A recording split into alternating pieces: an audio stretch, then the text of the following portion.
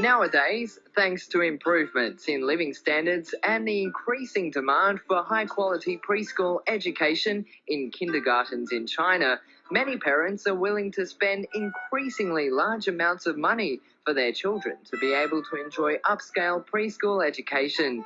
Today on FaceTime, we invite an expert in the kindergarten education field who will introduce to us some new exciting developments in preschool education, namely the IB Primary Years program.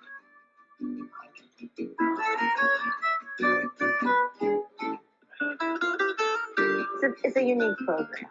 The International Baccalaureate Primary Years program is a framework for education, and it's to help children be more internationally, globally minded, and actually to try to understand more of commonality between humans, and also be aware of preserving and protecting the planet. So it's very broad in that sense. And why is it important for kids to receive this kind of education at such a young age? Because I remember when I was in kindergarten, we were just doing finger painting and games. We still do that. We absolutely still do that. So realize we have kindergarten, we have kids from 2.5 to 6. So when they come in, they're very young. So of course, you play and you nurture and you care for, and at the same time you teach them foundation skills. But the whole focus of it is to broaden them, to be more aware of their community, their world, their families, to be more broad-minded. So the International Baccalaureate is excellent for that kind of approach. It's inquiry-driven. We ask questions. And whatever the child answers, how the child answers, we base that on their prior knowledge, and we sort of go from there. And in what ways do you try to expand on that knowledge? The good question. The IB is broken up into 6 units, very broad units. And it goes for 6 years. It goes from age 3 to age 12. So they're the same units. And the units are broad in the fact that they're subjects like, who am I? How do you express yourself? How do you share the planet? How do you organize yourself? So they're very broad. And the children hear this over a number of years, but the content changes. The teacher has control over the content. And when you teach them the content, you're basing that on prior knowledge and you're building on that. So you're building on that knowledge from age 3 to age 12. And so that gives them more of a broader range. You have a starting point and you keep going from there, which is important. The other thing that's important about the IB are languages. And we want kids to be, to know languages. The IB approach is to go out in the world. Go out in the world and make a difference and understand each other. So, for example, BKIK, we're trilingual. We teach English, Mandarin, and Cantonese. Because at that age, 2.5 to 3.5, kids are adaptable. They're sponges. That's such a good word because they can pick up any language. So by the time they're in 6th grade, fabulous. They understand each other. In fact, we have kids in K3 now, 6, that can go between languages, between English, Mandarin, Cantonese, but they know the meaning. So they absolutely understand what the word is in the different languages. That's super. Because I've heard some people say that teaching young kids at such a young age different languages actually confuses them, but that's not the case, is it? Well, they're babies. So when they're babies, what you teach them, and it's a whole approach to teaching and parenting and education, is that you're starting from this starting point. So it confuses a child probably if you give them too much information about a lot of things. But I'm asking you a question. When you answer, I base the next thing that I say, the next move that I make, the next developmental instruction I might give based on that. So I'm not giving you a lot of information. It's not teacher directed. It's based on questions to the students, inquiry, and then from there I go on. So it's much less confusing. And apart from languages, I just had a chat to some of the students here at the kindergarten, and they told me that they do maths. Of course we do. Well, the International Baccalaureate, we're transdisciplinary, which means that the approach is all holistic. It's based on the whole child. So all the subjects are interrelated. So you've got math, PE, science, languages. So when you're studying a unit, all the teachers know exactly what the unit is. So their approach and the way they teach it comes from all subjects. So of course they're learning math. Of course they're learning all these subjects, but based on this one focus of that unit. And how do they deal with learning maths at such a young age? Because when I was in kindergarten, I had never even heard of maths. Well, math is different. Math is calculating numbers, is playing games, is moving puzzle pieces around. Math isn't what we did with numbers, addition, and subtraction at this point. They're too young. It's getting them to know, again, how things fit together. How do I take away things? How do I add things? That's addition and subtraction. But it can absolutely be done through a game. You've been in education for a number of years now. Can you tell me some of the things that have left you with the strongest impression over the years? What are some of the things that you've learned? Probably the most important, and I just say this because I've now worked in 5 continents, and built 3 schools. So you see a lot of kids. You see a lot of parents. You understand a lot about approaches to education. And guaranteed, every single child can succeed. Every single child. You can't diminish the capacity of a child. The world is open to them. And if you motivate them and encourage them and are enthusiastic to the approach of education, they'll want to learn. They'll want to learn, they'll develop a passion, they'll develop a skill, they'll develop more knowledge. Fabulous. Every child does that. You just have to say, okay, go for it now. And that's one of the great things about the IB. I would imagine that every child would have a unique learning style as well. How do you cater to the different children in the one class? It's tough because it's differentiating all your instruction. And our teachers, especially at BKIK, we really look for experienced teachers, whether they're native speakers, whether they're English speakers, whether they're Chinese, whatever culture and language that we're in, that's what you look for. So you usually don't start with a beginning teacher. You start with an experienced teacher who's been trained that, and then a teacher's very aware of the learning styles in a class. You get to know your children over a period of time, whether it's a year, 2 years, 3 years. Our teachers stay with us long range. So you can see the developmental stages of the child. So they get to know their kids. And you differentiate, you change your style, or you change your approach, or what you're guiding them with different. It's a tough job. Being a teacher is hard. Now, I want to talk about you again for a little bit, because just before we started the interview, you mentioned to me that you've actually had some experience in television. So long time. So, but this is education. But I spent 20 some years. I'm not even going to say how old I am. 20 years or so in that end, very different. But as a communicator, it's a communicator. Education is a way of communicating as well, except it's teacher to child, which is important. In television, as you know, or radio, it's getting a message across. So different areas, but you're still communicating. You're still getting a message across.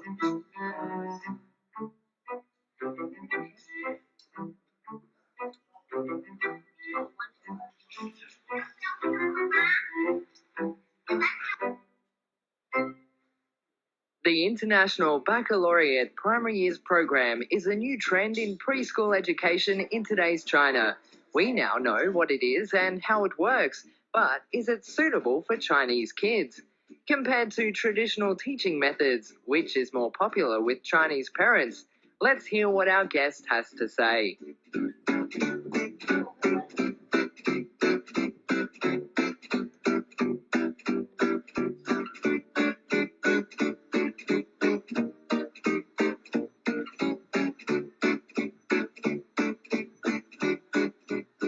And you mentioned that you have worked in 5 different continents around the world. Is there a difference between the kids here in China and kids overseas, or do you think kids are just kids, no matter where they're from? I would say there's a difference. The difference is when they're born, they're babies. So they're all babies. And each culture is different. In China, there is pretty much one child per family, and there's a cocoon sort of around the child. There are parents, there are grandparents, there's an IE. So you've got 6 or 7 people. So those people all have a voice in raising that child and nurturing and guiding that child. In the West, like in the US, there's 1 or 2. They're parents. And the parents are the guiding force of that child. So it's more focused. So you've got these different groups of people, and you also have a different approach to parenting. In the US or Western countries, the children are taught at a young age, or encouraged at a young age, to be independent, to think freely, to be imaginative, to be creative, to be risk takers, to go out there and try things. Where in China, perhaps, the becoming an adult or the independence happens much later in life, because you have those people around you, and the tether is still there between the child and the family. We're less so in the West. And do you feel that early education is crucial in the development of these kids' lives? Absolutely. It's the most important period, I feel, in the development of a child, in the growth of a child. Between birth and 6 years old, there's so many ways that a child changes. And if during this period, which is why I was talking about languages, or why I was talking about imagination or creativity, if you can spark a child's enthusiasm and motivation to learn at a young age, you've got them for life, because they'll want to keep learning. They'll want to keep gaining knowledge. They'll want to keep trying different things. Very important. If you start it later, then you sort of backtrack. So starting at a young age is like saying, go for it, try it, and be enthusiastic. And with that enthusiasm, they're motivated, I feel, to go much further. But do you think for some of the Chinese parents, it takes a bit of getting used to some of the styles you use to teach the kids in the kindergarten, because perhaps some of your methods are different to traditional Chinese teaching methods? I would have to say the IB, you're correct. It's a different method or a strategy of teaching. The Chinese, I have found, are more teacher-directed, where the children are there and there's a lot of information that's given to the children. In the IB, as I said before, there are questions that are asked. And based on those questions, with the prior knowledge of the child, then you go forward. So it's a different teaching style. And you're absolutely right. There are some people, parents or families, that the approach isn't for them. And some parents or families that their child will be in a national system, like the Chinese curriculum, throughout their entire education, then perhaps it's better to go to a traditional kindergarten, because they might think that transition is easier. For an IB school, though, the approach is, we want our kids to go out there. We want our kids to know those languages, to go out into the world, to make a difference, to understand each shared humanity between us. That's very important. So, of course, the approach is different. And you mentioned the transition. Do some kids find it difficult to transition from being in this wonderful open environment to back into the Chinese public education system? Well, if you think about it, if you think a 6-year-old, transitions at any point of life are difficult for any age. But for the youngest age, of course, the transition is difficult. If you think back the first day of kindergarten, or first day of first grade, you're probably, crying. How, I was a mess. Yeah. I hope not crying, but yes, of course, the stress is there. So the transition is difficult no matter what. So if, as a parent, if you want your child to go through the national system and you're in a traditional Chinese kindergarten, yes, that transition might be easier because the child has grown up in that foundation for those first years. For an international education or this approach, The parent might be moving around, so that transition to different schools might be better, they might adjust to it easier. It also depends on the personality of the child. The personality of the child. If you've got an outgoing child that is really, I want to try this or this, then no matter what educational system they'll be in, they'll probably be fine. I don't know about you, but for me, I've been here 5 years, and the longer I stay, the harder it gets to leave, because your life just is here in Guangzhou. Have you thought about when you might be leaving, or? For me, I'm from California. I'm from the U.S. So, of course, you will always have roots in your country. Of course. You should. We want that. For me, my son's at university in California. So I have family there, which is, again, important. And at some point, I'll stop. Not yet, but at some point, I'll stop. And I don't know if I'll go home, but I'll always be close. That's always my life. That's always part of me. I don't know yet where I'm going to, not ready to leave yet. Thank you so much. Thank you. Thank you. Ich bin Schnappi, das kleine Krokodil. Komm aus My favorite food is pizza. My favorite food is pizza, vegetable, banana. Schnappi, Schnappi, Schnappi, Schnapp. Do you have a boyfriend? Oh, you do? What's his name? It's a secret. Is he in this kindergarten?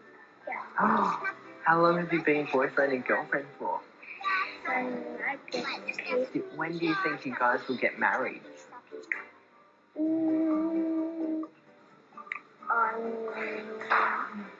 Maybe there's 20 years. When you're 20 years old? Oh, okay. So how old are you now? 6. So you still have to wait 14 years. That's a long time. Do you think you can wait that long? Yes. Do you have a girlfriend? Yes. Oh, you have a girlfriend? Yes. What's her name? Okay. Doki. Is she in your class? She go to primary school. Do you think one day you'll get married? Yes. Oh, do you have a girlfriend? You have a girlfriend? What's her name? Catherine. How long have you guys been girlfriend and boyfriend for? 10 months? Wow, that's a long time. Do you love her?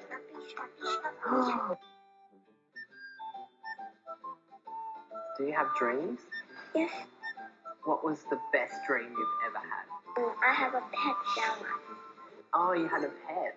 So if you could have a pet, what kind of pet would you have? A lizard. A lizard? That's easy. You don't have to take care of a lizard. You just put it in the cage. Do you have good dreams or bad dreams? Bad. Bad dreams.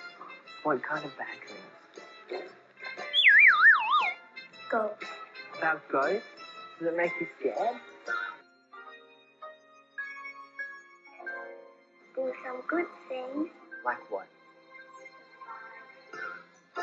A surprise. And do you know what makes your parents happy? I When you eat, your parents are happy. eat. So sometimes you don't like to eat?